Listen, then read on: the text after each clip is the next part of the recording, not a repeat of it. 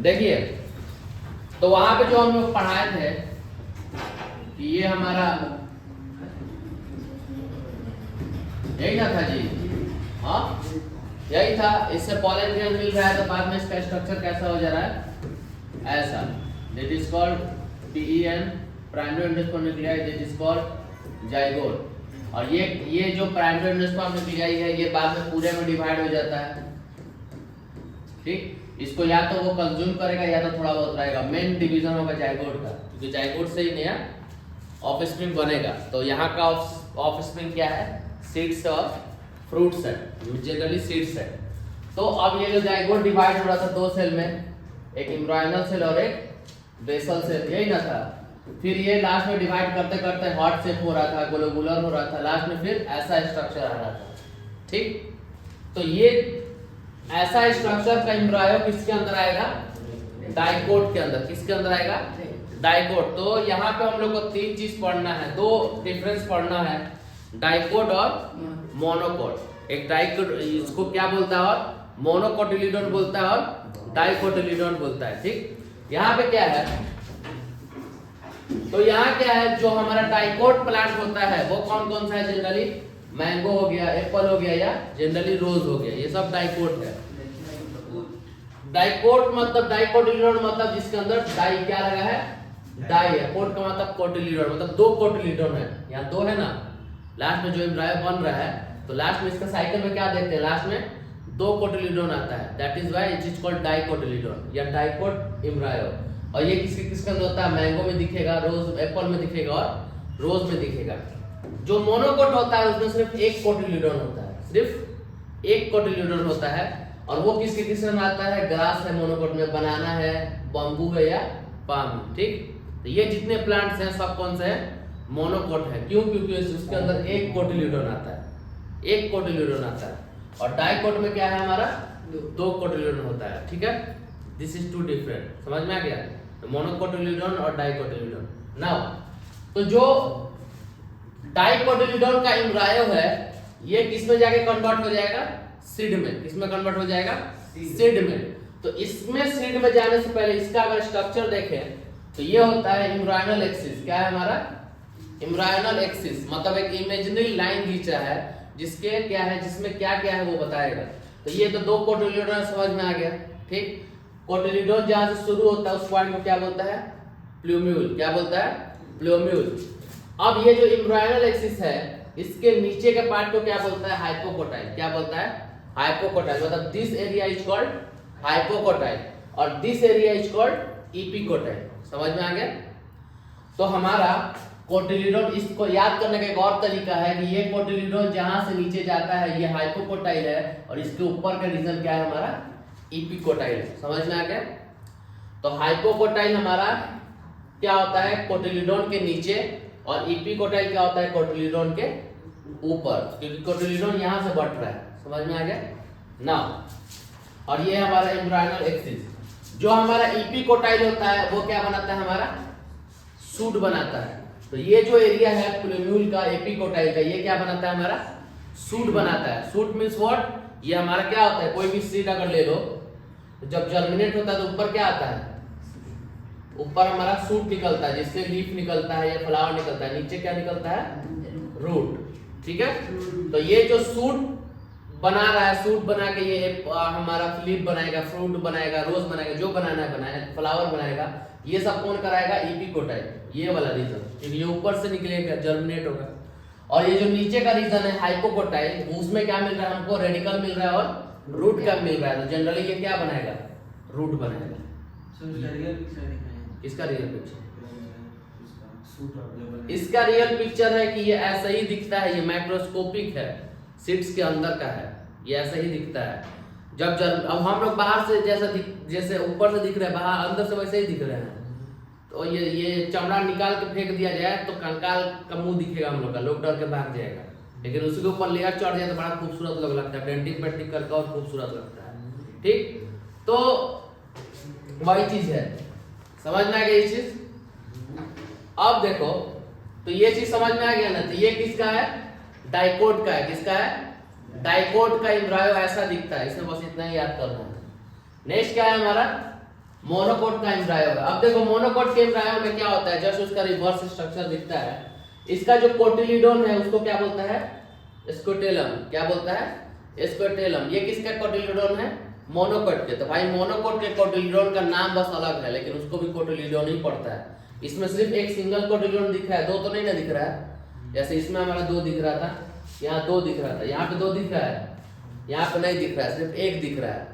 और उस एक कोटिलीडोन को क्या बोलता है, स्कोटेलम। ठीक, यहाँ पर देखो ये रूट कैप है, क्या है, रूट कैप और रेडिकल। डाइकोट में क्या था, रेडिकल था और रूट कैप था, उसके नीचे कोई फर्दर स्ट्रक्चर नहीं था। लेकिन मोनोकोट में देखेंगे तो क्या होगा, रेडिकल के आगे तो रूट कैप है, ठीक है, लेकिन उसके आगे अनडिफरेंशिएटेड कुछ सेल्स होते हैं जिसको बोलता है, इसको क्या बोलता है, कोलीरेजा। ठीक है, ये रहता है, समझ में आएगा। ये कहाँ रहता है, रूट कैप के जस्ट नीचे, किसमें, मोनोकोट एम्ब्रायो में। ठीक, उसके बाद क्या है हमारा ये जो एम्ब्रायनल एक्सिस है, इसमें भी सेम वैसे ही चलेगा। एम्ब्रायनल एक्सिस के जस्ट इसके नीचे का एरिया क्या बोलता है, हाइपोकोटाइल, जैसे वहां था हाइपोकोटाइल, और इसके ऊपर के एरिया क्या बोलता है, इपिकोटाइल। ठीक, अब इपिकोटाइल में देखो ये वाला एरिया क्या है हमारा, इसको बोलता है कोलियोप्टाइल, इसको बोलता है सूट एपेक्स। तो ये जो सूट एपेक्स है और कोलियोप्टाइल, ये किस चीज में हेल्प करेगा, ऊपर में इसके सूट बनाने में। जो ये जो भी है, ग्रास हो गया, बनाना हो गया, बम्बू हो गया, इसका भी तो ऊपर और नीचे दोनों स्ट्रक्चर निकलता है ना। ऊपर बम्बू जितना देख रहे हो, लीफ जितना देख रहे हो, बनाना का जितना लीफ देख रहे हो, बनाना देख रहे हो, सब सूट से निकलता है, और उसके नीचे उसका जड़ रहता है, रूट। तो ये जो कोलियोप्टाइल और सूट एपेक्स है, वो यहाँ से क्या निकालेगा, उसका ऊपर का स्ट्रक्चर निकालेगा, जमीन के ऊपर निकलेगा। और ये जो हमारा रेडिकल रूट का कोलियोरेजा है, वो क्या करेगा, नीचे की तरफ रूट निकालेगा। समझ में आ गया, कौन, स्कोटेलम। स्कोटेलम उसको हेल्प करेगा सूट एपेक्स और कोलियोप्टाइल को फर्दर डिवीजन में। ठीक है, और उसके अंदर स्टोर रहता है फूड, जो कि हेल्प करता है। देखो क्या होता है, जब सीड्स जर्मिनेट कर रहे हैं तो उस समय तो उसके पास फोटोसिंथेसिस करने के लिए सारी चीजें नहीं है। फोटोसिंथेसिस करने के लिए क्या क्या चाहिए, सनलाइट, वाटर, CO2 और क्लोरोफिल। क्लोरोफिल कहाँ रहेगा, उसके लीफ में। तो जब बेचारा सीड है, उसके अंदर क्लोरोफिल मिलेगा, उसका लीफ निकलेगा तब ना मिलेगा। तो मान लो सीड्स के अंदर क्या होता है, फूड स्टोर रहता है। क्या रहता है, फूड स्टोर रहता है। वो जो फूड स्टोर रहता है वो किसके अंदर रहता है, इसके अंदर रहता है। स्कोटेलम बोलो चाहे कोटिलीडोन बोलो, समझ में आ गया। अब मान लो कोई सीड है, अब ये सीड है, अब इसको तुम लगाओगे तो जर्मिनेट होने में तो टाइम थोड़ा लगेगा ना जी। कितना दिन, मान लो हमको तो लगता है 3-4 दिन ले ही लेगा लीफ निकालते निकालते। हाँ, तो ये जब तक लीफ नहीं निकाल रहा है, इसका मतलब फोटोसिंथेसिस नहीं होगा। और जब तक फोटोसिंथेसिस नहीं होगा तो ये इतना काम करेगा कैसे। काम करने के लिए क्या चाहिए, एनर्जी चाहिए। ठीक, और इसको एनर्जी कहाँ से मिलेगा, ये तो फोटोसिंथेसिस कर ही नहीं रहा है बेचारा। अब हम लोग मान लो अगर रोजा रहते हैं तो क्या होता है, जब फास्टिंग में रहता है इंसान तो क्या होता है, कुछ खाता पीता तो नहीं है, या कोई गरीब इंसान है 2 दिन 3 दिन से कुछ खाया नहीं है फिर भी जिंदा रहता है। क्यों, क्योंकि उसके लीवर में फूड स्टोर हो जाता है ग्लाइकोजन के फॉर्म में। ठीक, वैसे ही प्लांट्स में क्या होता है, बड़ा बड़ा प्लांट्स है, जो भी प्लांट है, ठंडे के दिन में 5 दिन के लिए धूप नहीं निकला, ठीक, अब तो तरह निकल जाता है, लेकिन फिर भी कभी कभी होता है नहीं निकलता है। तो 5 दिन के लिए धूप नहीं निकलेगा तो पेड़ सूख के गिर जाता है, नहीं गिरता है। लेकिन 5 दिन तक तो उसको खाना मिला नहीं, फोटोसिंथेसिस हुआ नहीं, धूप निकला नहीं, फिर भी वो बेचारा खड़ा रहता है। क्यों, क्योंकि प्लांट्स के अंदर फूड ग्लूकोज कन्वर्ट करके स्टार्च में कन्वर्ट हो जाता है, और प्लांट्स में फूड स्टार्च के फॉर्म में स्टोर हो जाता है। जब प्लांट्स को फोटोसिंथेसिस नहीं होगा, उसको फूड नहीं मिलेगा, जब सनलाइट नहीं रहेगा, तो वो जो स्टार्च है वो उसको एनर्जी देता है। तो जो सीड है, सीड, अब इसको भी तो एनर्जी चाहिए ना, ये काम करने के लिए, नीचे रूट बनाने के लिए, ऊपर सूट बनाने के लिए। तो वो एनर्जी कहाँ से मिलेगा, इसको तो खाना बनाना नहीं है, फोटोसिंथेसिस हो नहीं रहा है, लीफ है नहीं, वो कहाँ से मिलेगा, कोटिलीडोन से मिलेगा। कहाँ से मिलेगा, कोटिलीडोन से मिलेगा। समझ में आ गया चीज। तो क्यों कोटिलीडोन है, क्यों स्कोटेलम में, समझ में आ गया। तो इसका यहाँ पे सीड का 3 ही काम है। कोटिलीडोन है उसको एनर्जी देने के लिए, उसका क्या करने के लिए, उसका स्ट्रक्चर बनाने के लिए। हमारा रेडिकल है, रूट कैप है, क्या, रूट बनाने के लिए। ये वाला एरिया एपिकोटाइल जहाँ प्लूम्यूल है, वो किस लिए है, हमारा सूट बनाने के लिए। इसके अलावा तो और कोई स्ट्रक्चर नजर नहीं आ रहा।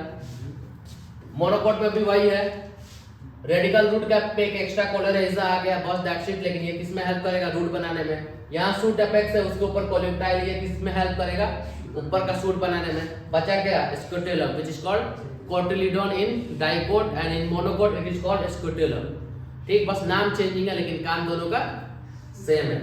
समझ में आ गया कि एम्ब्रायो का स्ट्रक्चर का क्या काम है? क्लियर ना? अब यहाँ से अब यहाँ तक समझ में आ गया। अब ये जितना देखे थे हम लोग एम्ब्रायो अभी, वो किस में कन्वर्ट हो जाता है? हमारा सीड्स में। किस में कन्वर्ट हो जाता है? सीड्स में। इसलिए बोलता है क्या, तुम्हारा अध्ययन हो गया ना क्लियर? डाउट? क्या? किसका पिक्चर? इसका और उसका? अच्छा चलो हम दिखा देंगे। ठीक, ये सेम वैसे ही दिखता है, ये माइक्रोस्कोपिक पिक्चर है और कुछ नहीं है। ठीक, देखो अब सीड क्या है? सीड क्या है हमारा? फर्टिलाइज्ड ओव्यूल है। सीड क्या है हमारा? ध्यान दो, सीड क्या है हमारा? फर्टिलाइज्ड ओव्यूल है। जब हमारा क्या होता है? हमारा सीड्स कैसे बनता है? जब हमारा पॉलन ग्रेन कहाँ है? हमारा पॉलन ग्रेन आपके स्टिग्मा पे लगा। ठीक,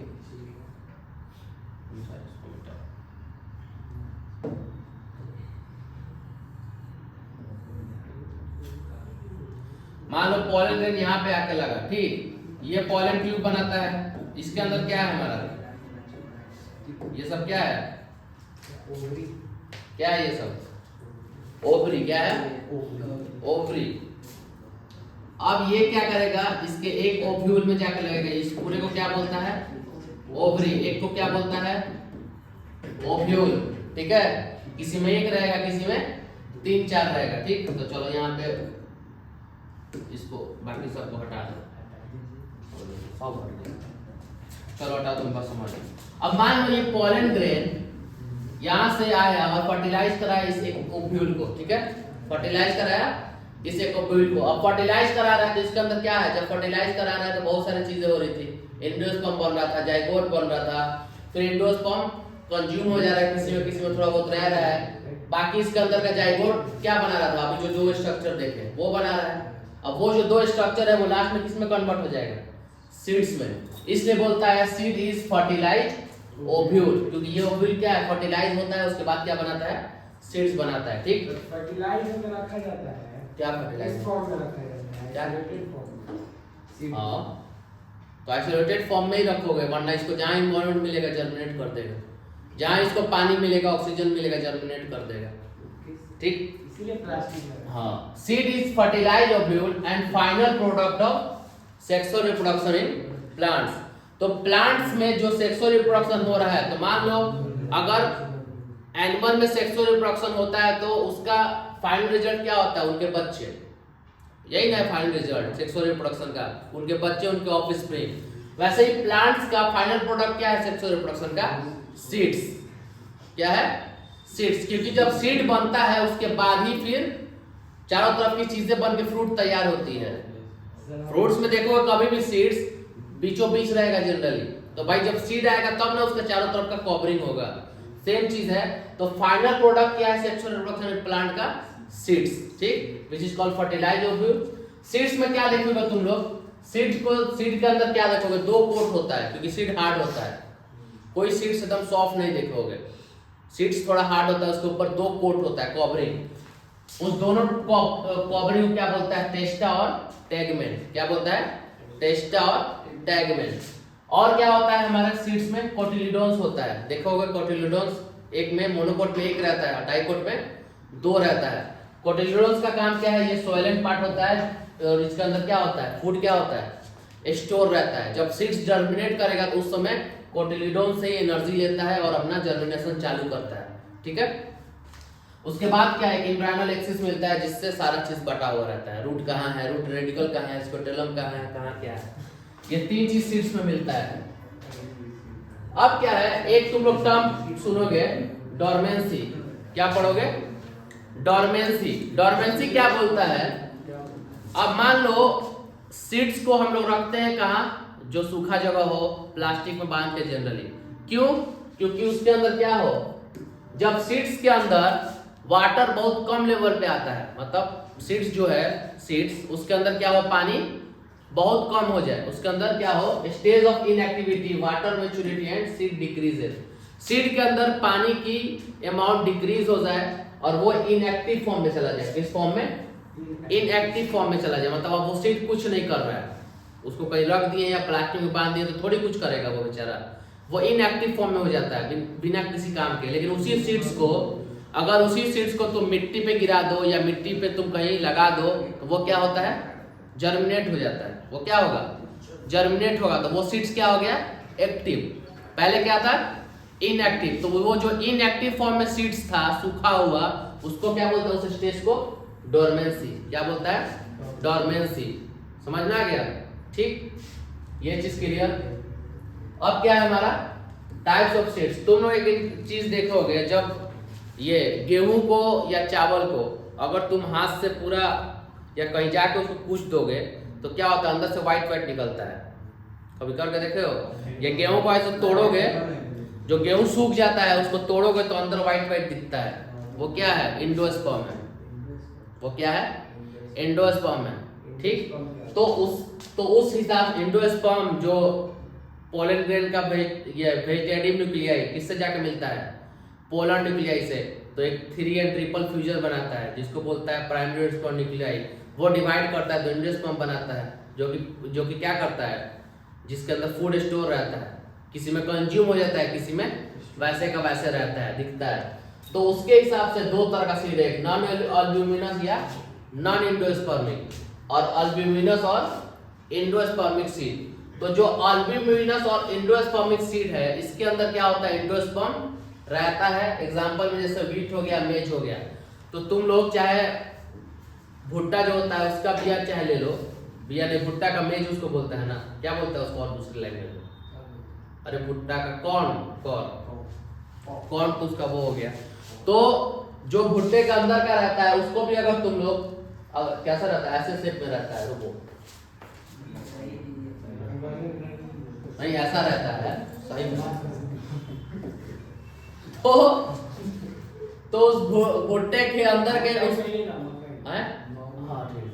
उस भुट्टे के अंदर के उसको देख लो, या हमारा चावल को देख लो, या हमारा क्या कहते हैं गेहूं को देख लो। उसके अंदर जब उसको तोड़ोगे ऐसे नॉर्मल कंडीशन में, बिना पका पकाया सूखा फॉर्म में, तो अंदर क्या है? व्हाइट व्हाइट निकलता है कि नहीं निकलता है? वो क्या है? एंडोस्पर्म है। उसके अंदर एंडोस्पर्म रहता है। That is why it is called albuminous and endospermic seeds, क्योंकि वो सब सीड्स है। उसको कहीं बो दोगे तो नया प्लांट्स निकल जाएगा उसका। ठीक, और non albuminous non endospermic seeds क्या हो गया? जैसे बीन्स हो गया। बीन्स क्या होता है? राजमा। पी हो गया मटर। इसको तोड़ते हो तो अंदर व्हाइट व्हाइट नहीं दिखता है, नहीं दिखता है, दो भाग में बट जाएगा साफ साफ। तो या कट करोगे तो दो भाग में बटेगा, अंदर कोई व्हाइटनेस नहीं निकलेगा। क्यों? क्योंकि इसके अंदर का एंडोस्पर्म सारा कंज्यूम हो गया, यूज कर लिया सीड्स। ठीक, तो इसलिए इसके अंदर नहीं दिखता, इसलिए इसको क्या बोलता है? नॉन एंडोस्पर्मिक या नॉन अल्ब्यूमिनस। ठीक, दैट्स इट, सीड्स खत्म हो गया।